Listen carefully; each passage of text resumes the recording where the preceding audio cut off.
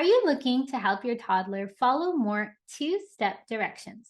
This is a really important receptive language milestone, especially if your child is around the age of 2. Maybe they've just turned 2 to 2.5. And it's also important as a child gets ready to go to daycare, because a lot of times instructors expect that a child will be able to follow two-step directions, albeit with some prompting here and there. So what are the ways that you can prepare your child from the time you're at home with small little changes in your routines? You've come to the right place to answer this question. Hi, my name is Amini. I'm a speech and language pathologist with several years of experience working with children under the age of 10 and their parents to maximize speech and language development. I also have a practice, Smarter Speech, in the Bay Area, California, where I work with parents and children with similar concerns. My mission with this channel is to empower parents and caregivers, especially those with children under the age of 5, because that's when a child's language and learning are developing so rapidly and really setting the foundations for future learning and development. So without further ado, let's get into it. How can you help your child with two-step directions? I'm going to share my top 3 tips. My first one is to model each two-step direction at least 2 or 3 times for your child before you expect them to comply. The reason for this is if you model something 2 or 3 times, your child feels much more confident. So if you have any concerns about comprehension, you're really showing your child how to do it. And they also feel motivated because suddenly this becomes a back and forth ritual instead of you commanding your child to do something. So, for example, say you guys are playing Play-Doh together. It's really important to make this a we exercise instead of a you exercise.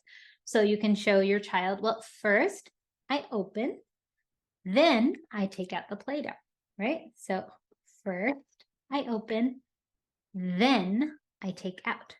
See? First I open, then I take out. Your turn. Can you try?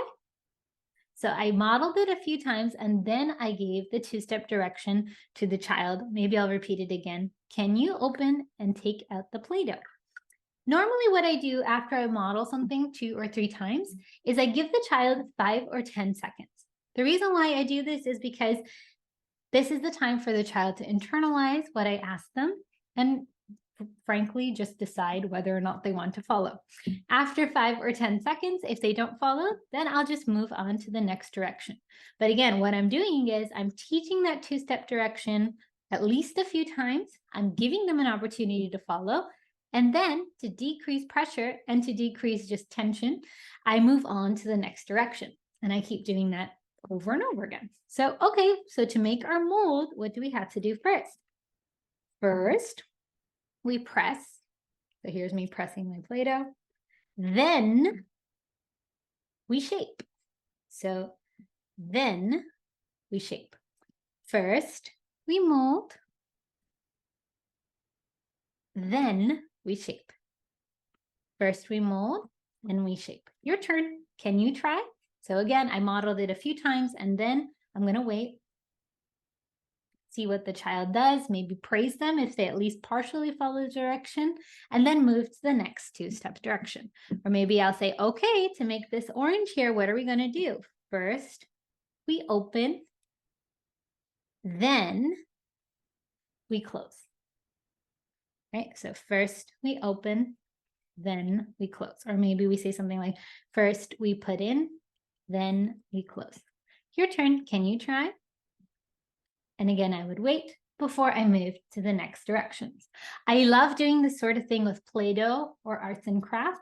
So dot markers, coloring, gluing things, just because this is highly motivating for a child. And also it takes the pressure off. So it's less of commanding and more of working together to make something.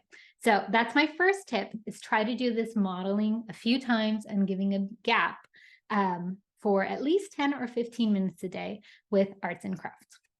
My second tip to help your child with following two-step directions is to try to model some directions that you will see in daily routines.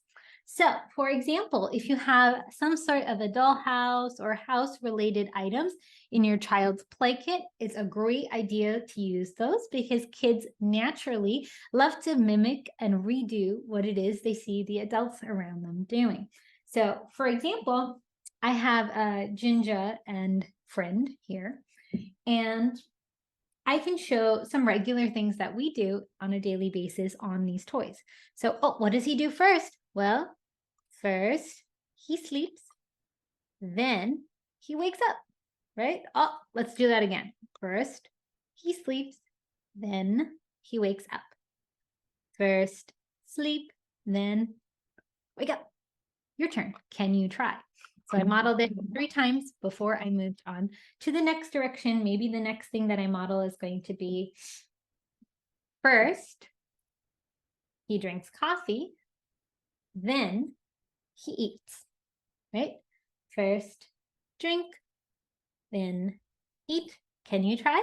First, drink, and then eat. Of course, with these sorts of toys, you really want to supervise because they are so small. You want to make sure you're doing this with your child and keeping an eye so that they're not putting things in their mouth, etc., because that would be a little bit dangerous.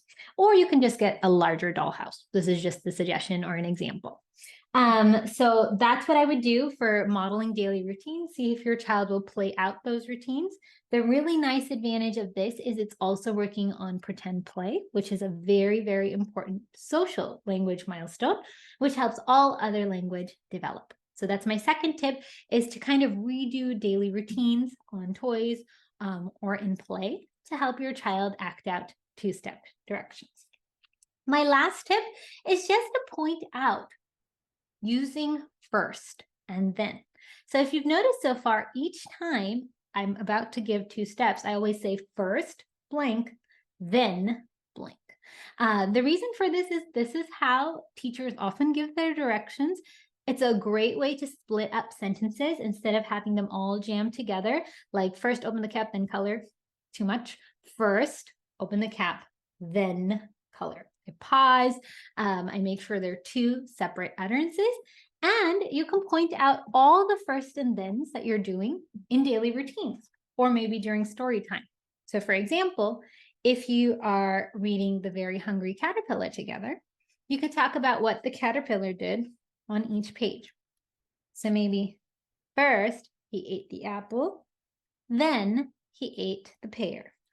Or first he ate the blueberry, then he ate the strawberry. Or first he ate the cake, then he ate the ice cream, etc. Or in your daily routines, you can talk about the things that you're doing. So first I mixed the food, then I played it. You can have this go on all the time. Your child doesn't need to follow the directions, but they will be imbibing all the things that you're showing them. So they'll be seeing you follow the directions using first, and then they'll be seeing the action that corresponds to the verbs and the sentences that you're saying.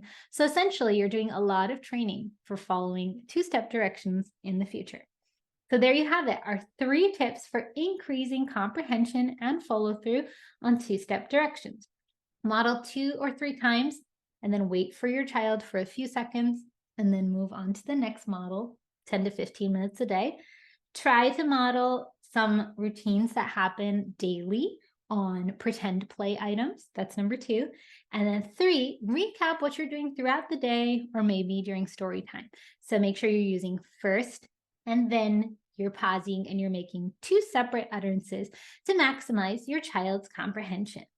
All right, so that concludes our tip. If you want more resources on toddler language development, please check out the links in the description box below. There's a link to our mailing list where you'll get a free monthly speech and language development tip. There's also a link to our ebook for toddler language development, a link to our parent education course for toddler language development, and there's also links to some of the materials that I used in this video. I hope that this helped you. If you liked this video, please subscribe. Thank you for watching and happy talking.